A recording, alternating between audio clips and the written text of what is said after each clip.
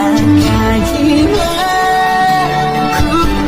너무 지못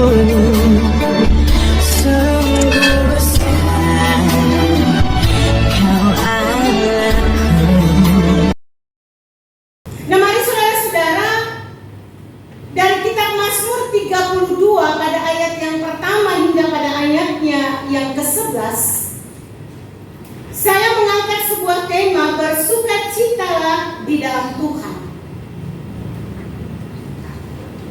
Nah, saudara yang diberkati Tuhan, setiap manusia menginginkan hidupnya bersukacita. Bersukacita dan bahagia. Nah, saudara, kebahagiaan atau sukacita sering dikaitkan dengan keadaan atau situasi. Sebagai contoh, jika kita berhasil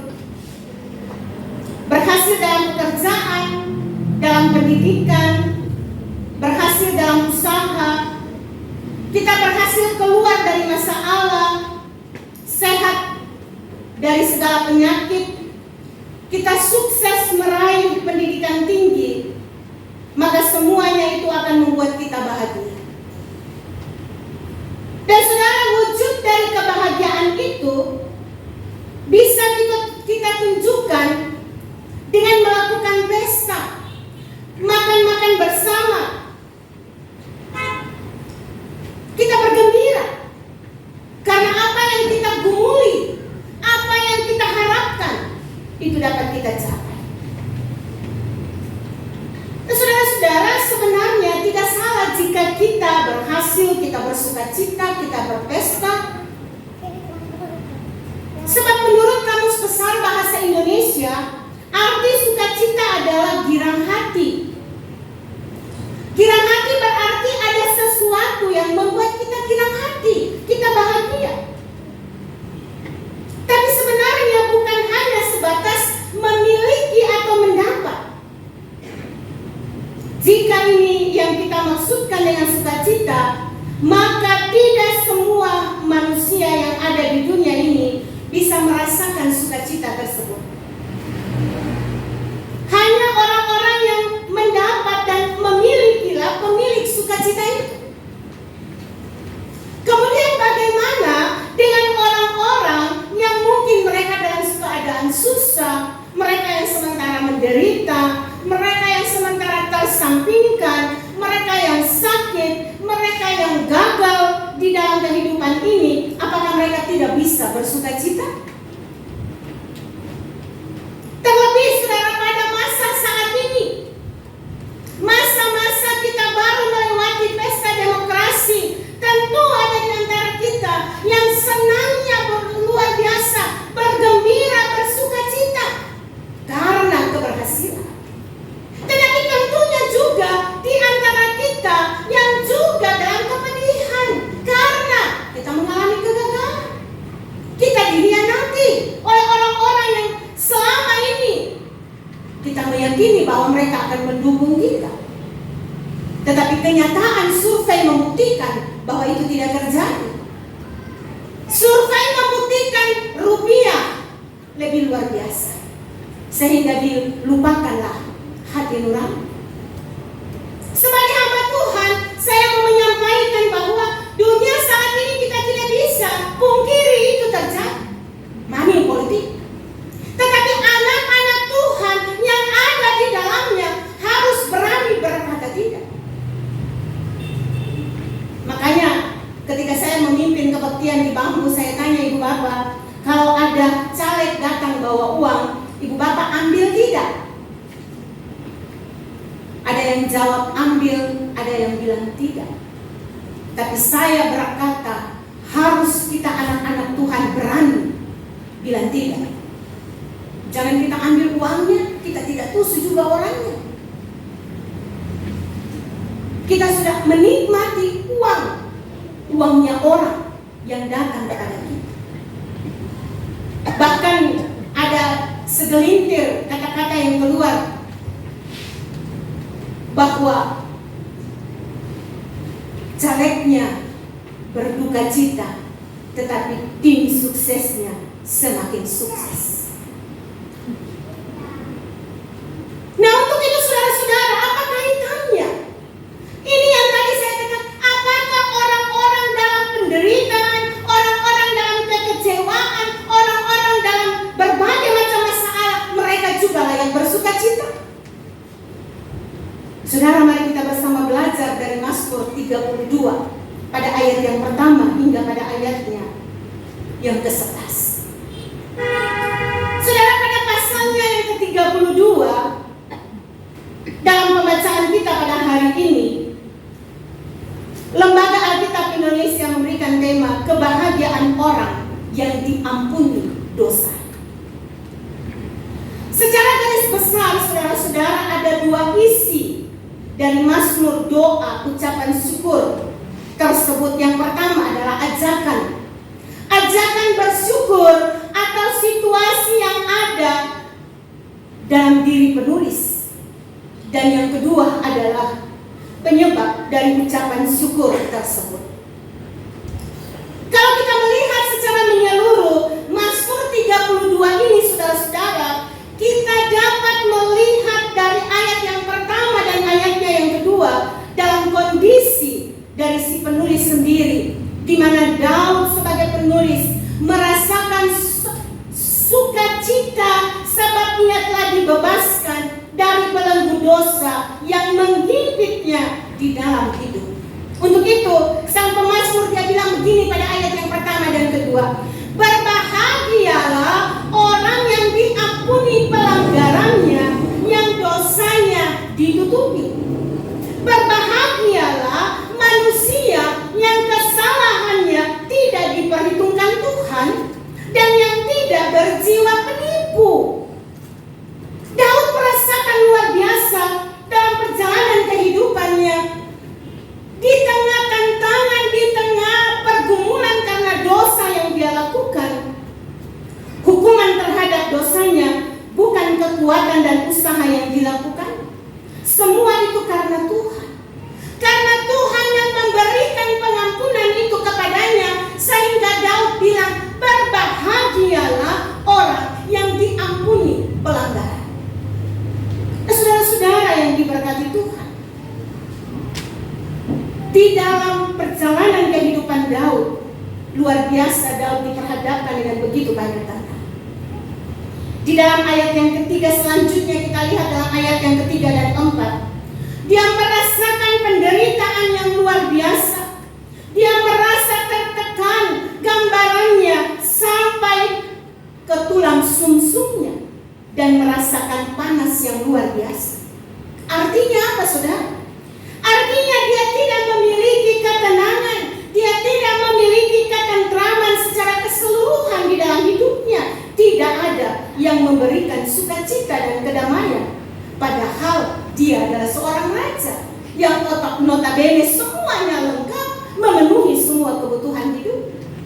Ini yang dirasakannya bukan hanya sewaktu-waktu, tetapi seluruh keberadaan dan situasi hidupnya dirasakannya, sebab dikatakan siang malam. Jadi tidak ada yang sebentar. Juga dia merasa tenang hidupnya dan terus merasakan kesakitan dari dampak dosa yang dia lakukan. Kemudian dia datang kepada Tuhan. Hal ini kita lihat ketika Nabi Nathan datang menegur Daud atas dosa dan pelanggaran yang dia lakukan. Saudara bisa catat dan pulang baca di dalam kitab 2 Samuel pada pasalnya yang ke-12 pada ayatnya yang ke-13. Saudara, Nabi Nathan datang dan menegur Daud. Dia telah berdosa. Dosa apa yang dia lakukan? Dia sudah melakukan dosa perebutan, perbuatan yang tidak berkenan di hadapan Tuhan. Ia menggunakan kekuasaannya dan hawa nafsunya untuk merebut istri panglimanya. Dia merasa dengan memiliki istri panglimanya akan mendatangkan sukacita dalam kehidupannya. Tapi ternyata tidak terjadi demikian. Dia mengakui semua dosa tersebut. Dan seterusnya, ia menghimbau juga bahwa setiap orang yang berdosa, datanglah kepada Tuhan menulis melanjutkan ke dalam perjalanan kehidupannya, bahwa ketika dia datang mengaku dosa di hadapan Tuhan, yang dia terima adalah kebahagiaan, yang dia terima adalah kelegaan, yang dia terima adalah sukacita. Kalau tadi dia merasakan siang malam tangannya menekan aku dengan berat, sumsumku menjadi kering seperti teriknya musim panas. Dia rasakan ketika dosa itu ada dalam dirinya, dia tidak tenang hidupnya. Dan ketika dia mengakui segala dosa dan pelanggarannya, ada sukacita, ada kebahagiaan. Saudara lihat pada ayatnya yang ke-6 dalam pembacaan kita tadi. Sebab itu hendaklah setiap orang saleh berdoa kepadamu selagi engkau dapat ditemui. Sesungguhnya pada waktu banjir besar terjadi, itu tidak melandanya. Engkaulah persembunyian bagiku. Terhadap kesesakan engkau menjaga aku. Engkau mengelilingi aku sehingga aku luput dan bersorak. Jadi Daud mau bilang begini, di dalam ketekanan jiwanya, dalam ketidak enak perasaannya menjalani hari-hari hidupnya karena dosa yang dia sembunyikan. Tapi ketika dia datang mengaku di hadapan Tuhan, dia merasakan luar biasa kebahagiaan yang indah berjalan bersama dengan Tuhan. Saudara, kemudian di ayat 10 Daud menggambarkan apa yang terjadi bagi orang fasik yang tidak mau bertobat dan tetap hidup menurut segala keinginan dan nafsu. Digambarkan banyak derita yang dialaminya, dan hal ini juga dapat dengan jelas saudara bandingkan di dalam kitab Mazmur pasal 37. Apa yang dikatakan dalam kitab Mazmur pasal 37 saudara? Dalam kitab Mazmur pasalnya yang ke-7, 37 pada ayatnya yang ke-9 dikatakan bahwa orang fasik yang berbuat jahat akan dilenyapkan, tetapi orang yang dinantikan Tuhan akan mewarisi negeri. Saya akan baca untuk saudara. Sebab orang-orang yang berbuat jahat akan dilenyapkan, tetapi orang-orang yang menanti-nantikan Tuhan akan mewarisi negeri. Maka mari saudara-saudara yang diberkati Tuhan, sangat jelas dalam perjalanan kehidupan sang pemazmur bahwa bukan sukacita yang diterima orang fasik pada akhirnya, tetapi hukuman yang kekal. Mereka dilenyapkan selamanya. Setelah itu Daud menutup Mazmur 32 ini dengan sebuah penutup yang indah dan menyimpulkan bahwa hanya di dalam Tuhan terdapat sukacita. Orang yang jujur dan benar akan memperoleh. Ini saudara-saudara yang diberkati Tuhan, dalam perjalanan kehidupan sebagai orang-orang benar, ketika kita melakukan tugas dan pekerjaan kita dengan baik dan benar, tidak mudah. Selalu ada banyak tantangan yang kita hadapi. Contohnya Mazmur bilang, Daud bilang di dalam Mazmur 37 pada ayat yang pertama dan ayatnya yang kedua, dia bilang begini, jangan marah kepada orang yang berbuat curang, berbuat jahat. Jangan iri hati kepada orang yang berbuat curang. Kenapa Daud bilang begitu? Lanjut pada ayat yang kedua, sebab mereka segera lisut seperti rumput dan layu seperti tumbuh-tumbuhan hijau.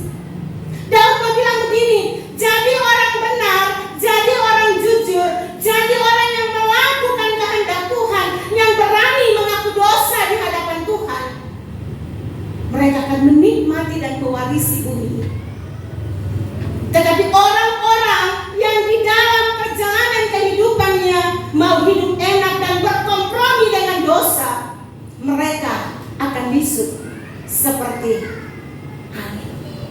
Mereka akan habis, lenyap pada waktunya. Makanya Daud bilang, jangan iri hati kepada orang-orang seperti itu. Kadang kan orang kalau perjalanan kehidupan kita, saudara, banyak kita lihat nyata-nyata mereka berbuat curang nyata-nyata mereka buat dosa, nyata-nyata mereka melakukan pelanggaran, tapi kok hidupnya baik-baik saja, malah semakin makmur, malah semakin berhasil, malah semakin sukses. Kita yang hidup benar dan jujur, banyak tantangan, banyak kesulitan, kita mulai iri hati kepada mereka. Hebat negeri, banyak yang buat dosa tapi baik-baik tuh juga hidup. Akhirnya saya juga deh, kompromi juga dengan dosa deh. Akhirnya mulai hidup di dalam dosa. Saudara, jangan berkompromi dengan dosa, karena firman katakan orang-orang fasik seperti itu, mereka akan lisut, mereka akan hilang lenyap seperti tumbuhan hijau pada waktunya. Ada waktu Tuhan untuk orang-orang yang tidak jujur, untuk orang-orang yang berbuat curang, orang-orang yang munafik, orang-orang yang bermuka dua. Maka mari saudara-saudara, belajarlah hidup di dalam takut akan Tuhan. Dalam perjalanan kehidupan kita tidak mudah sebagai orang-orang anak-anak Tuhan menjalani kehidupan ini, tidak mudah. Tetapi firman Tuhan, Daud bilang, Aku hendak mengajar dan menunjukkan kepadamu jalan yang harus kau tempuh. Aku hendak memberi nasihat kepadamu, matamu tertuju kepadamu. Daud bilang, mari kita tertuju kepada Tuhan, Sang Pemberi kehidupan itu. Dan kalaupun kita berbuat dosa, berani untuk mengakuinya di hadapan Tuhan. Dan jangan melakukan dosa yang sama. Mengaku hari ini, tapi besok lusa buat dosa yang sama lagi, tidak ada arti. Untuk itu mari Ibu Bapak, Paulus juga mau mengatakan Tuhan adalah penyayang dan pengasih. Tuhan memberikan kita kekuatan dan kemampuan untuk melewati hidup di dalam kasih sukacita. Paulus di dalam kitab Filipi pasal 4 pada ayatnya yang keempat, Paulus lebih jauh mengatakan bukan situasi atau keadaan yang membuat kita bersukacita, tetapi jika kita ada bersama dengan Tuhan yang menguasai situasi dan keadaan tersebut, sebab Tuhan mampu mengubah situasi yang susah. Saudara-saudara ingat ini ya, Tuhan mampu mengubah situasi yang susah, Tuhan mampu mengubah situasi yang sulit, Tuhan mampu mengubah semua masalah yang terjadi dalam hidupmu ketika engkau tetap setia kepada Tuhan. Ketika engkau tetap berjalan pada rel kebenaran dan engkau tetap membangun keintiman dengan Tuhan dengan membaca dan belajar kebenaran firman Tuhan. Maka saudara dan saya, kita akan kuat. Sehingga apa yang dikatakan oleh sang pemazmur yaitu Daud pada ayatnya yang ke-11, bersukacitalah di dalam Tuhan, bersorak-soraklah hai orang-orang benar, bersorak-soraklah hai orang-orang jujur. Mari saudara-saudara, dunia ini sangat luar biasa.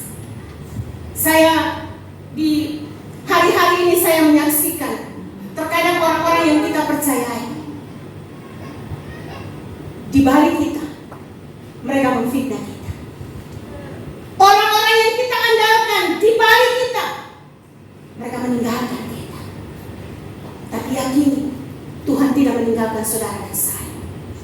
Ketika saudara dan saya sekalipun dalam keremukan hati kita, dalam kepedihan, dalam penderitaan kita hadapi karena kita berjalan pada kebenaran, kita berjalan bersama dengan Tuhan. Yakini Tuhan tidak akan pernah meninggalkan engkau. Tuhan akan tetap ada bersama dengan saudara dan saya. Sekali lagi saya mau bilang buat saudara, banyak kesakitan diderita orang fasik, tetapi orang percaya kepada Tuhan dikelilingi dengan kasih setia dari Tuhan. Untuk itu saudara, jangan pernah mudah berkompromi dengan dosa. Kalau kita ada dalam keadaan susah, dalam penderitaan, dosa datang menghimpit saudara dan saya, harus berani berkata tidak untuk dosa. Jangan berkompromi dengan dosa. Karena ketika saudara dan saya kita berkompromi dengan dosa, saudara, pada waktunya memang kita akan baik-baik saja, tapi pada waktunya kita akan hilang lenyap. kita akan hangus dengan kehidupan dunia.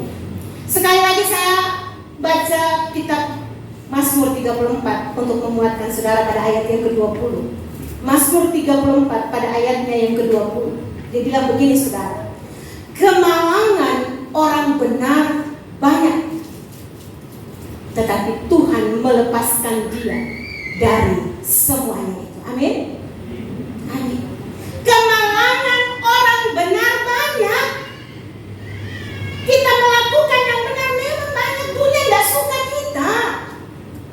Sehingga ada banyak saja hal yang tertimpa dalam hidup kita karena kita melakukan kebenaran. Untuk itu Daud dia bilang dalam Mazmur 34 ayat 20, kemalangan orang benar banyak, tetapi Tuhan melepaskan dia dari semuanya.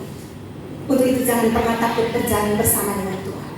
Untuk itu tetaplah setia kepada Tuhan. Sekalipun hidupmu luar biasa remuk dengan berbagai macam tantangan dan penderitaan, tapi ketika engkau setia, yakinilah Tuhan akan mengangkat engkau tepat pada waktu. Hanya di dalam Tuhan ada kebahagiaan. Hanya di dalam Tuhan ada sukacita yang abadi. Jadi marilah saudara dan saya kita tetap hidup seturut dengan kehendak Tuhan. Karena dalam semua kondisi kehidupan dan keberadaan hidup yang kita hadapi, Tuhan tidak pernah meninggalkan anak-anaknya yang tetap setia. Amin. Mari kita berdoa. Terpujilah namamu ya Allah, Bapa kami dalam kerajaan surga. Bapa empunya hidup. Kami sudah belajar kebenaran firman Tuhan, mengajarkan kami untuk bersukacita bersama dengan Tuhan sekalipun banyak kesulitan dan tantangan yang kami hadapi.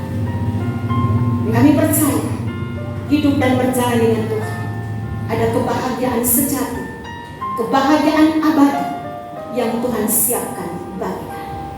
Di dalam nama Yesus, firman yang hidup, kami sambut firman saat ini.